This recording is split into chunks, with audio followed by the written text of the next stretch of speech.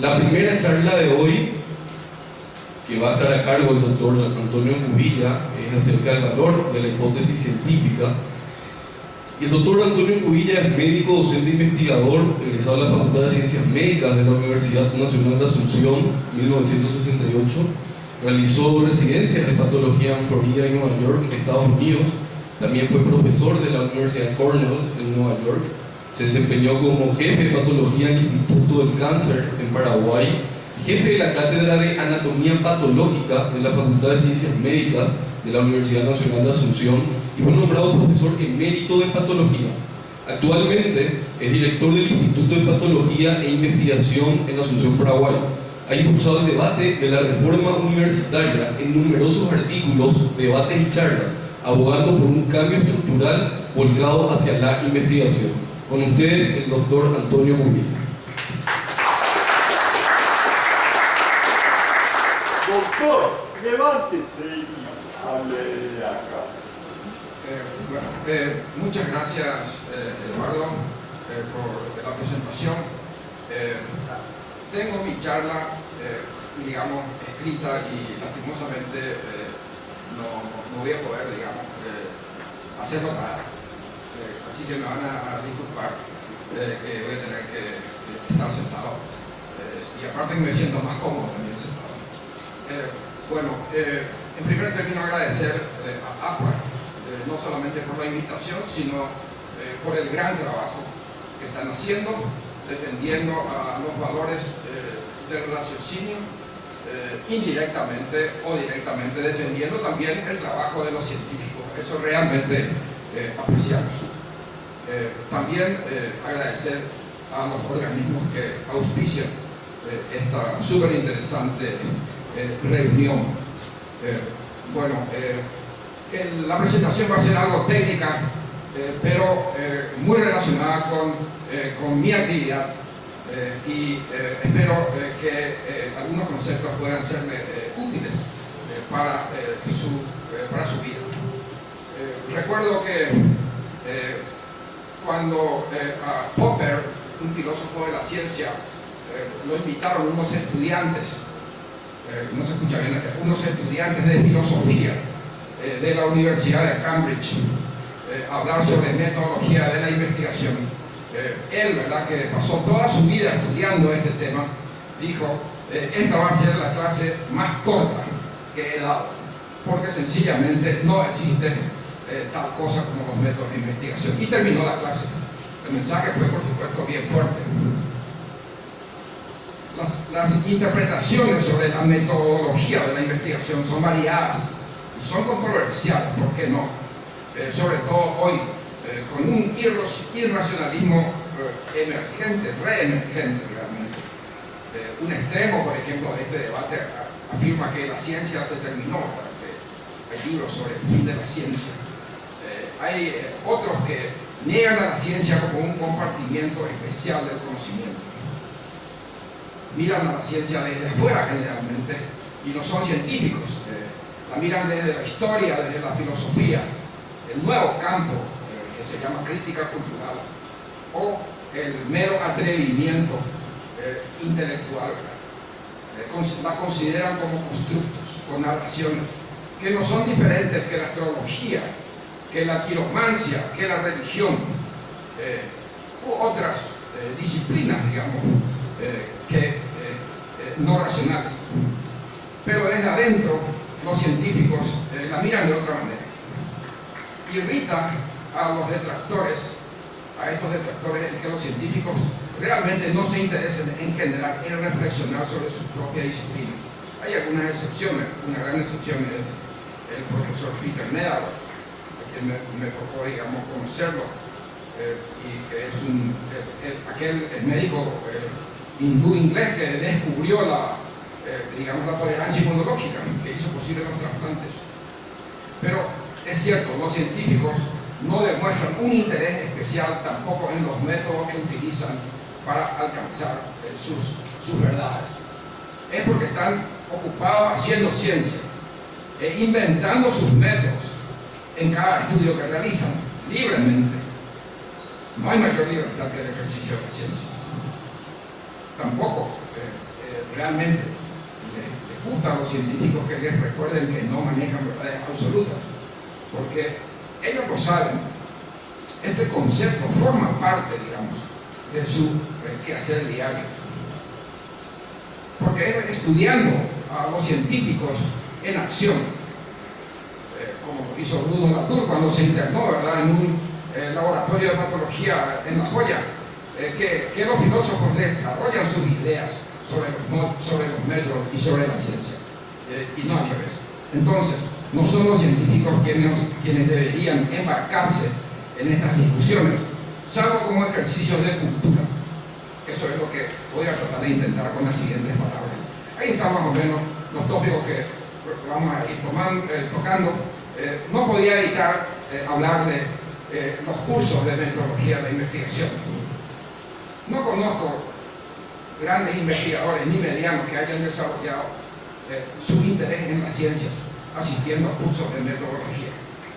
Tampoco creo que el conocimiento teórico de los métodos de investigación sea prerequisito para iniciarse como un investigador, como a veces se cree acá. Esta disciplina realmente pertenece a la filosofía, ¿verdad?, y no a las distintas disciplinas de la ciencia. Intriga la pasión en las universidades paraguayas, que en general no investigan, por dictar cursos de metodología. ¿No será que así creen que ya están haciendo ciencia? Pero es claro que no es allí donde se aprende a investigar. La investigación se la aprende en el campo de batalla, en el laboratorio, en el área de estudio, en las elucubraciones teóricas. Intuyo que lo que se busca no es el conocimiento filosófico de los métodos, ni de la demarcación de los límites de la ciencia, sino se está buscando herramientas prácticas que le permitan a casi cualquiera desarrollar proyectos de investigación. Algo como una búsqueda de recetas de cocina, aunque es sabido que la aplicación estricta de recetas raras veces produce el plato deseado. Decía Valéry de Racine: acumulen en detalle todos los datos de la vida de Racine, pero de ellos nunca construirán el arte de sus versos. Bueno, entrando del tema de la hipótesis, de estabilidad de la hipótesis previo a la consideración general anterior, sería importante preguntarnos cuándo una idea, una hipótesis, una teoría debe ser catalogada como científica. Esta discusión nos lleva al centro del problema, porque permite distinguir la ciencia de la pseudociencia. Yo no me voy a ocupar de la pseudociencia, veo que está ampliamente cubierta en las conferencias anteriores y en las que seguirán. La ciencia a menudo hierve y la pseudociencia a veces asienta. Entonces la gente las confunde y es importante distinguir. Tradicionalmente se ha creído que el componente empírico de la ciencia, es decir, la experiencia sensorial, era el criterio demarcatorio entre lo científico y lo no científico, digamos el positivismo ortodoxo. Pero hoy sabemos que esto no es suficiente.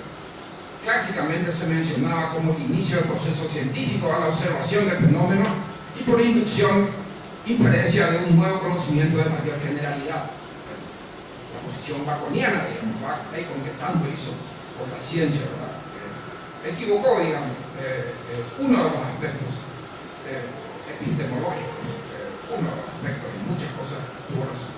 Mucho de la astrología y otra superchería como la lectura de los horóscopos, por ejemplo, se basa en montañas de datos observacionales, pero sin sentido de racionalidad y nulo valor predictivo. Posteriormente a las comprobaciones empíricas de la teoría de la relatividad, que fue inventada prescindiendo de la observación, hay que admitir, Popper delineó el criterio de la testabilidad, de refutabilidad, como condición para que una hipótesis pueda ser científica. Existen, por supuesto, críticos de Popper, existen también otros enfoques, pero ninguno es tan claro. Y a los practicantes de la ciencia les gusta el modelo de Popper.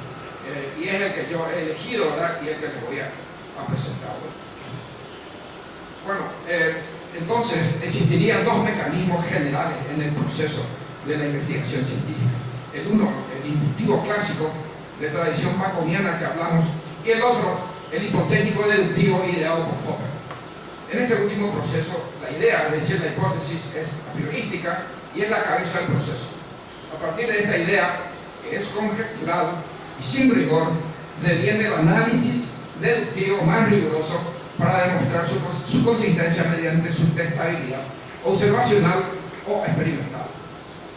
Se deben estos procesos entender sobre la temporalidad de las hipótesis y el que su persistencia está dada por la resistencia a su refutabilidad. Cuando aparece una hipótesis superior, darwinianamente, digamos, en competencia con las otras, es reemplazada por la más apta. Este fenómeno está aplicado en un libro muy importante que se llama La estructura de las revoluciones científicas de Thomas Kuhn, que les recomiendo, quien habla de las nuevas hipótesis, las revolucionarias como paradigmas.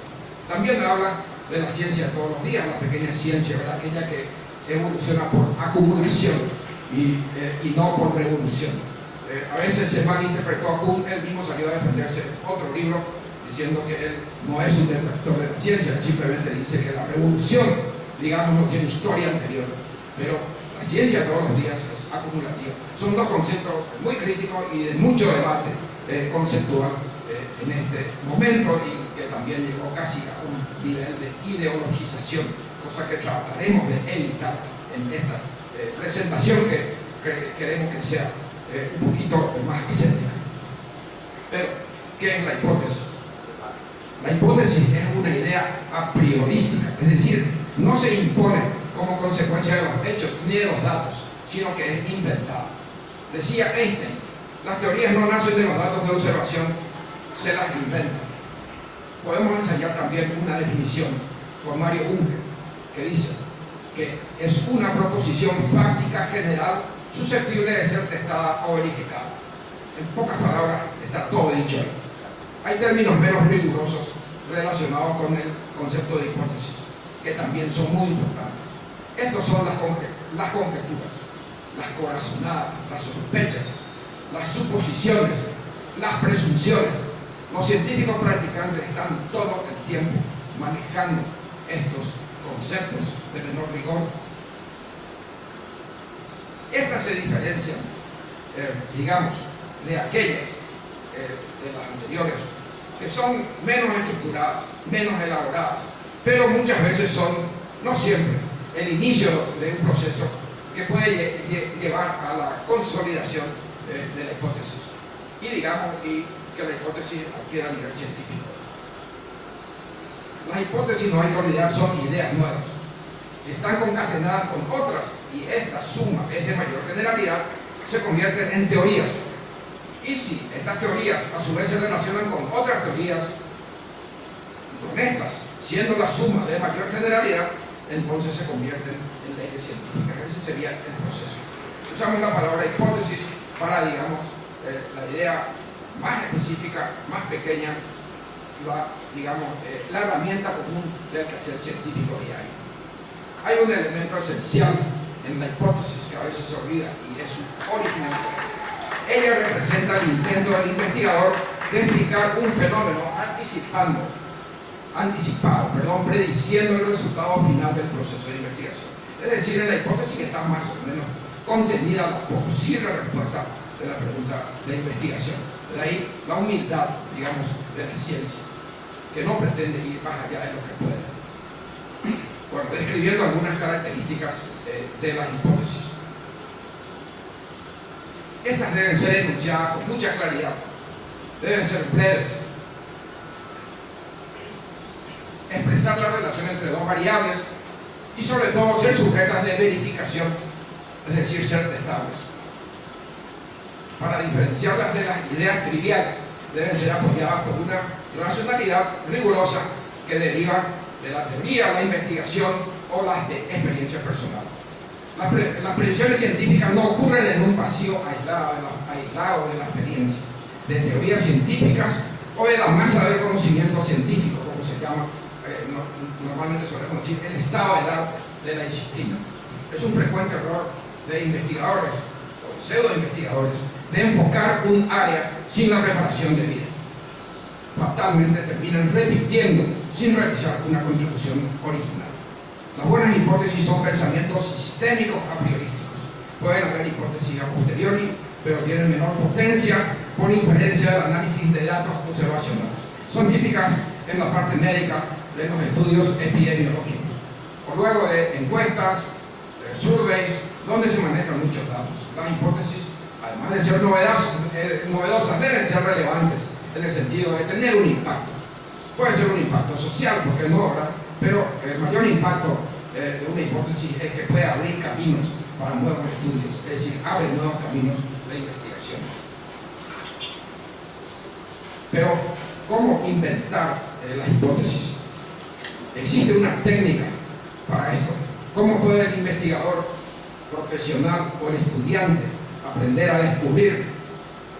Existe, como el título del primer libro de Popper, que el profesor Aníbal Rodón ya nos había dado ese libro en el tercer año de la Facultad de Medicina, que se llama La lógica del descubrimiento científico, un libro básico.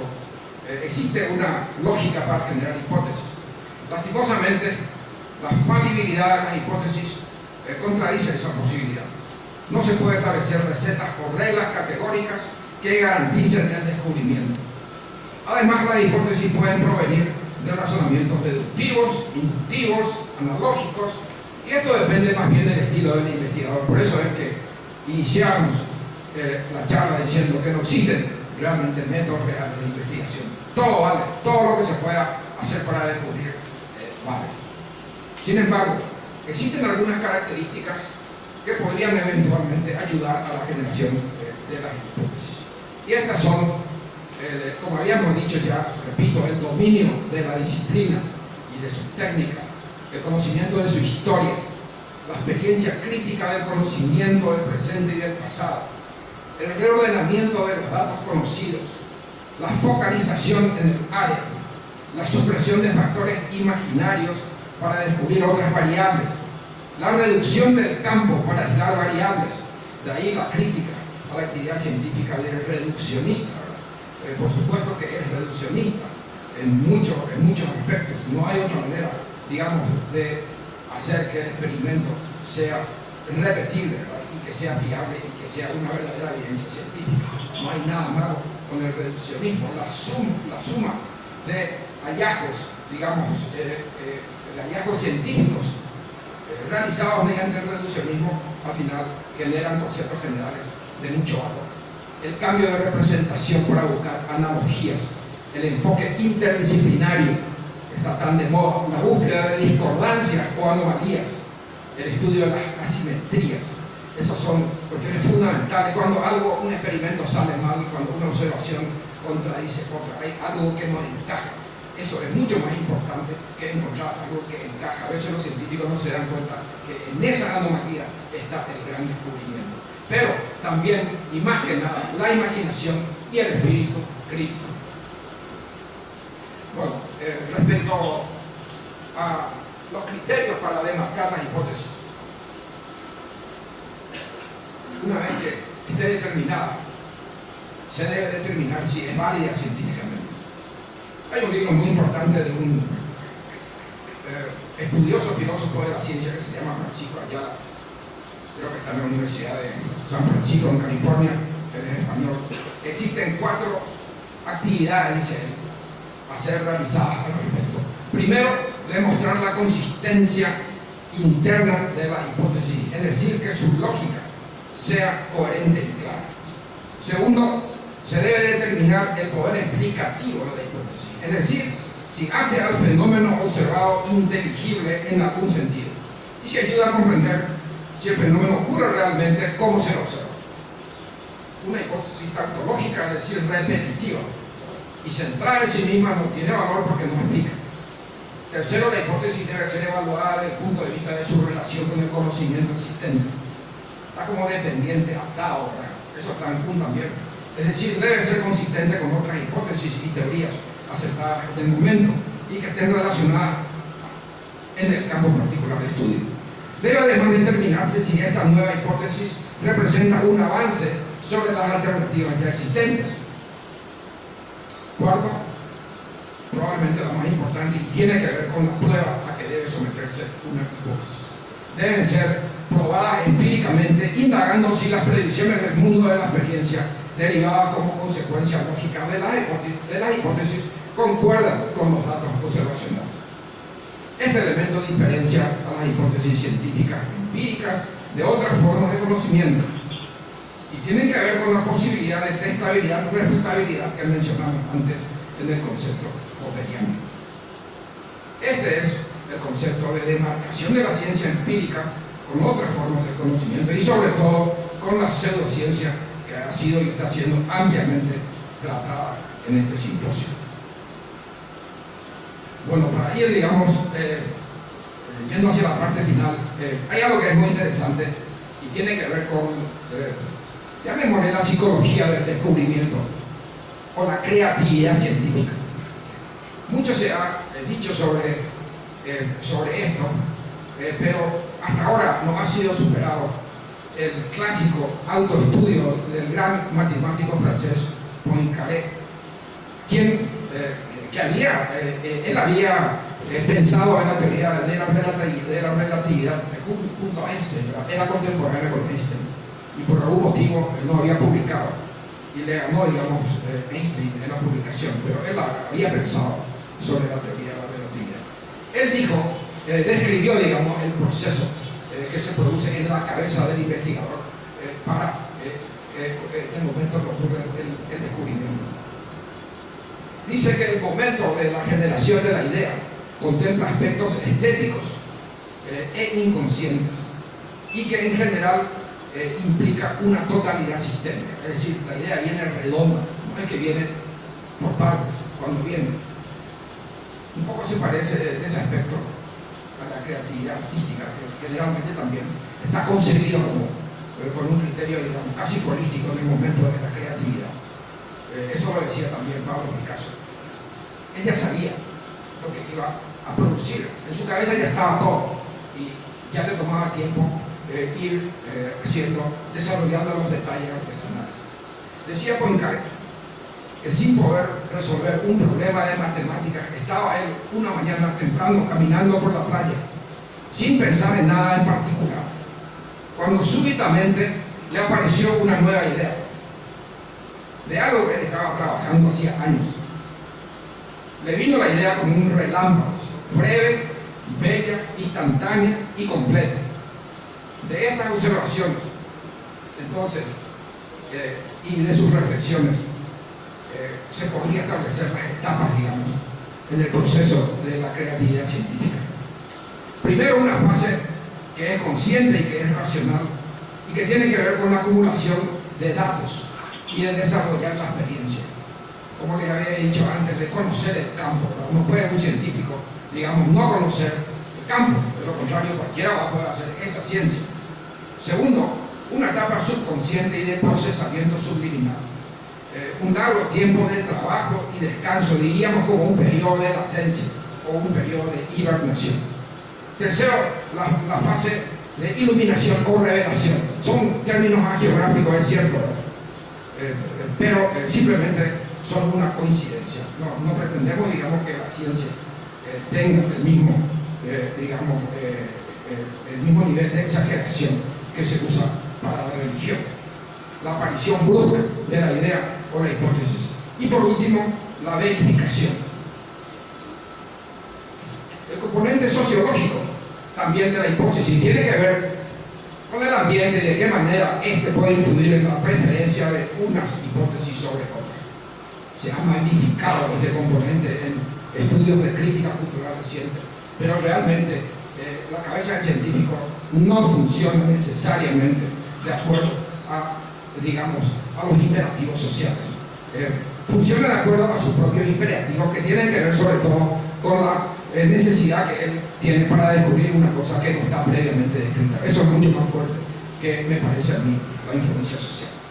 Independientemente de los aspectos sociológicos o psicológicos, desarrollar una nueva hipótesis es altamente gratificante para el investigador. Generalmente se progresa por etapas en el proceso y estas etapas son variables en su especificidad. Como dijimos, entonces primero existe alguna intuición, experiencia o pensamiento que nos parece nuevo. Esta etapa es vaga y está en el límite entre la racionalidad y la irracionalidad y su demarcación no es bien clara. La segunda es la de incubación de las ideas, que incluye la acumulación de datos con cierta informalidad, así como la revisión de investigaciones o teorías previas relacionadas con nuestro pensamiento. Y la tercera y última es cuando cristaliza todo y clara y racionalmente podemos expresar nuestra idea que tiene valor predictivo. Los generadores de la hipótesis. Hay un librito de un profesor biólogo inglés que se llama Walter y que se llama La naturaleza no natural de las ciencias, The Natural Nature of Science. Él defiende la idea de que el descubrimiento científico se realiza no con el pensamiento del sentido común, sino que con un sentido poco común. Veo que el profesor argentino en su primera charla habló probablemente sobre este tema que lastimosamente no pudo estar, pero él habla ahí de los tres pensamientos: el mágico, el sentido común, dice, y el pensamiento crítico. Bueno, la mayor parte de los descubrimientos se realizan no con el sentido común, de lo contrario, todo el mundo estaría descubriendo. El sentido común es muy común. En cambio, el sentido poco común no es tan común. Y el que lo tiene puede descubrir. Existe, dice Walker, personas especialmente dotadas con la cualidad de poder generar hipótesis en mayor número que otras personas. Sus mecanismos de construir hipótesis son característicamente más variados y más heterodoxos, no siguen métodos habituales. Estas personas son fácilmente reconocibles porque mentalmente son más rápidas, trabajan o estudian más horas al día que los otros, producen más trabajos científicos, su inteligencia es imaginativa y creativa, son hipercríticos, saben más, entienden más, hablan bien, escriben mejor, calculan más rápido o poseen varios de estos atributos. Por supuesto, estos son atributos de los grandes científicos. Para terminar, podemos concluir diciendo que el invento de las hipótesis es el componente más importante en el proceso de la investigación científica.